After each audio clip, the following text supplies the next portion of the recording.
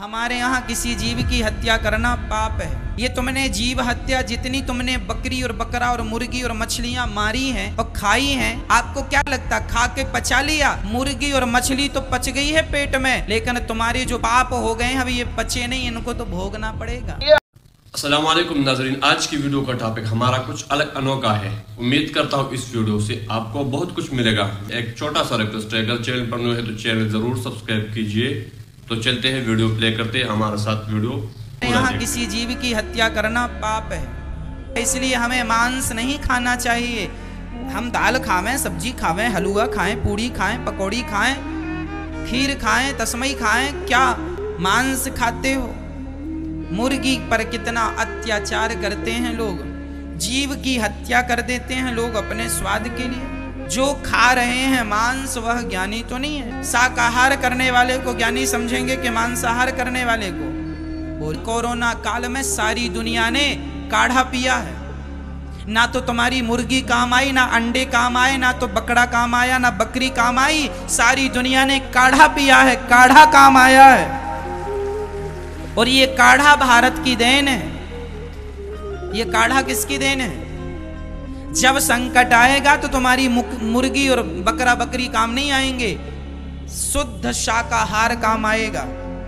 ये तुमने जीव हत्या जितनी तुमने बकरी और बकरा और मुर्गी और मछलियां मारी हैं और खाई हैं, आपको क्या लगता खा के पचा लिया? मुर्गी और मछली तो पच गई है पेट में, लेकिन तुम्हारे जो पाप हो गए हैं अभी ये पचे नहीं, इनको तो भोगना पड़ेगा। तुम्हें इसका दंड मिलेगा। आज आप लोग देखते हैं संसार में कोई अंधा है, कोई लंगड़ा है, कोई बहरा है, कोई काना है, कोई घिसट घिसट के चल रहा है, किसी के पास रोटी नहीं है, कोई किसी के शरीर में मक्खियां ही मक्खियां लगी हैं, किसी के सिर पे शरीर पे कीड़े पड़े हैं, कोई साफ करने वाला नहीं है, कोई डॉक्टर नहीं है, कोई पैसे नहीं है, दवाई नहीं है। कौन लोग हैं ये? शरीर में कीड़े पड़ रहे हैं, ना तो वो ठीक कर पा रहा है, तड़प तड़प के मर गया फुटपाथ पे, मरा तो कंधा देने वाला कोई नहीं था। ये कौन लोग हैं? ये वही पापी लोग हैं जिनके पापों का दंड अब इस जन्म में उन्हें भोगना पड़ रहा है। हम लोग जो है वो शाकाहारी भी ठीक है, मांसाहारी भी ठीक है, लेकिन केवल मांसाहारी हो जाना गलत है, केवल शाकाहारी हो जाना भी गलत है।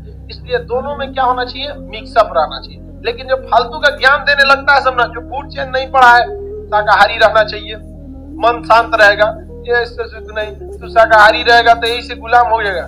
देखे थे उधर मान चटनी रोटी, रोटी प्याज, रोटी लहसुन, रोटी पुदीना, रोटी चाय, ये खाओ, और उधर अंग्रेजवा आया सब मार के धो दिया।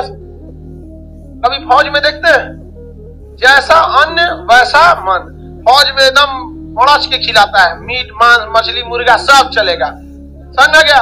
कारगिल पे लड़ाई हो रही थी, यानी बोलो ना शाकाहारी खा के जाओ। जब आप बूढ़े होंगे ना तो आपका सर्वाइवल ही नहीं कर पाएगा मांसाहारी, क्योंकि मांसाहारी भोजन पचाने के लिए भी दम होना चाहिए। तो बुढ़ौती में आपसे मीट मांस पचबे नहीं करेगा, तो खुदे डॉक्टर कह देगा कि बाबू अब आप चुपचाप से प्रथम श्रेणी के उपभोक्ता होइए, दाल लीजिए और रोटी भिगाइए, आधा घंटा पहले भिगा के छोड़ दीजिए। अब हमारे दादा दादी का ये हाल हो गया था। उनको दादा के लिए मेरी रोटी मोटी बनती थी, पतली वाली रोटी उनसे पूछे भी नहीं करता था, दतवे नहीं था। समझा गया? मोटा मोटा नरम रोटी आग के ऊपर सेक के। रीजन क्या? नेचर एडॉप्ट ही नहीं करेगा। तो आप शाकाहारी हैं या मांसाहारी हैं, इसमें आप बहुत अपने आप को योग्य मत समझिए कि हम शाकाहारी हैं। अगर नेचर चाहती कि हम शाकाहारी, हम मांसाहारी न हो, केवल क्या रहे शाकाहारी, तो हम मर जाते मांसाहारी खाते। जैसा कि आपने कहा था अभी कि चिड़िया को भी इंटेंशनली मत मारो, जब तक उसकी ज़रूरत ना हो उसको मारने की तब तक उसको मत मारो। पर यहाँ हम देखते हैं कि लोग बाग सिर्फ अपने स्वाद को चेंज करने के लिए, अपनी ज़बान को एक अच्छा स्वाद देने के लिए नॉन वेजिटेरियन जो बेजुबान जानवर हैं उनका कत्ल करते हैं बड़ी बेरहमी से। महज़ब ने अच्छा सवाल पूछा है कि हदीस मैंने पेश की, सुनन निसाई की हदीस नंबर 4451 में, इसमें लिखा है कि I would not kill a sparrow without a reason. एक चिड़िया का भी कत्ल ना करो बिना कोई वजह के।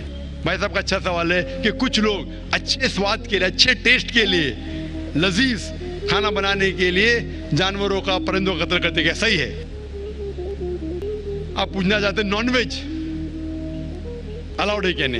पहले मैं ये कहना चाहता हूँ अगर आप पूछना चाहते हैं नॉनवेज सही है क्या नहीं, एक मुसलमान अच्छा मुसलमान बन सकता है 100% वेजिटेरियन होने के बाद भी। नॉनवेज खाना इस्लाम में फ़र्ज नहीं है, इस्लाम में गोश्त खाना फ़र्ज नहीं है, लेकिन क्योंकि कुरान में लिखा है सूरह माइदा में सूरा नंबर 5 आयत नंबर 1 में और सूरह नह सूरा नंबर 16 आयत नंबर 5 में कि अल्लाह ताला ने इजाज़त दी है, खुदा ने इजाज़त दी है वो जानवर जो भेड़ बकरी है, cattle, you can have them for food. अल्लाह ताला इजाज़त दी इसलिए हम खा सकते हैं। लेकिन अभी हम चेक करेंगे कि ये सही है क्या नहीं। आज साइंस ये कहता है कि कोई भी वेजिटेरियन फूड में एक इंसान को ज़रूरत है 20 to 23 अमाइनो एसिड्स जीने के लिए। उसमें से 8 एसेंशियल अमाइनो एसिड्स है जो अपने जिस्म में नहीं बनते, हमारे फूड में होना ज़रूरी है, हमारे खाने में होना ज़रूरी है। इसे कहते हैं 8 एसेंशियल अमाइनो एसिड्स। आज की साइंस ये कहती कोई भी वेजिटेरियन फूड नहीं है, कोई भी भाजी पाला नहीं है जिसमें सारे 8 अमाइनो एसिड्स है। Non veg food is a good source of protein. और एक बात आज साइंस ये कहती है कि the non veg food is more nutritious. और आप देखेंगे कि जो भी जानवर है जो घास फूस खाते हैं, हर्बिवोरस एनिमल, उनके दांत को आप देखेंगे, उनके दांत चपटे हैं, हर्बिवोरस सेट ऑफ टीथ। सही? हाँ जी, हाँ जी, हाँ। एक बार ने कई बार बोला, कई बार बोला और आज भी दोहरा रहा हूं क्योंकि आपने सवाल पूछा है। बराबर फॉलो होते थे तो जवाब जानते थे, लेकिन शायद आपने कुछ मेरी तकरीर सुने, कुछ नहीं सुने। मैं पूरा जवाब दूंगा इंशाल्लाह, फिर आप बात कर सकते हैं। अगर खुदा चाहता कि हम सिर्फ वेजिटेबल खाए तो नॉन वेज डाइजेस्ट करने की गोद क्यों दे? तो इससे साबित होता है scientifically we can have non veg and veg both. हमें गलत फहमी है अक्सर कि हिंदू धर्म में वेजिटेबल खाना हराम है। मैं अभी कह चुका हूँ Manusmriti chapter number 5 verse number 30 में, चैप्टर नंबर 5 वर्स नंबर 30 में कहा गया मनुस्मृति में कि खुदा ने कुछ जानवर बनाए खाने के लिए और कुछ खुराक बनने के लिए। अगर खुराक बनने वाले जानवर खा जाते खाने वाले जानवर के जरिए तो ये गुनाह नहीं है। आगे लिखा है Manusmriti chapter number 5 shloka number 30 में कि अगर आप खाने वाले जानवर खाते हैं तो गुनाह नहीं है। मनुस्मृति चैप्टर नंबर 5 वर्ष नंबर 40 में कहा गया है कि कुछ जानवर कुर्बानी के लिए बनाए गए। अगर आप कुर्बानी के जानवर का कत्ल करते तो गुनाह नहीं है। अगर आप पढ़ेंगे महाभारत अनुशासन पर्व चैप्टर नंबर 88 में, उसके अंदर युधिष्ठिर पांडव के बड़े भाई वो बीच में से पूछते हैं कि हमारे जो पुरखे एंसेस्टर्स जो मर गए उनको सुकून पहुंचाने के लिए हम यज्ञ में पूजा में क्या दे? तो भीष्म कहता है अगर आप भाजी पाला देंगे तो हमारे बाप दादा 1 महीने के लिए संतुष्ट रहेंगे।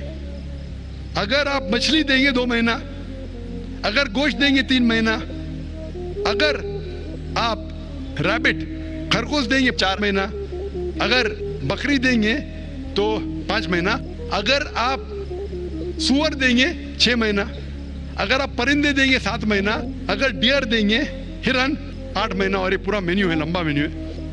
अगर आप बफेलो देंगे बफेलो तो 11 महीना। अगर आप गाय ज़बह करेंगे 1 साल तक आपके दादा परदादा संतुष्ट रहेंगे। 1 साल। कौन कहता है? भीष्म युधिष्ठिर से महाभारत में अनुशासन पर्व चैप्टर नंबर 88 में पूरा मेन्यू है। वेद में कई जगह लिखा है कि साधु संत गोश्त खाते थे, गाय भी खाते थे। तो इससे यह मालूम पड़ता है कि हिंदू धर्म में गोश्त खाने की ममानियत नहीं है।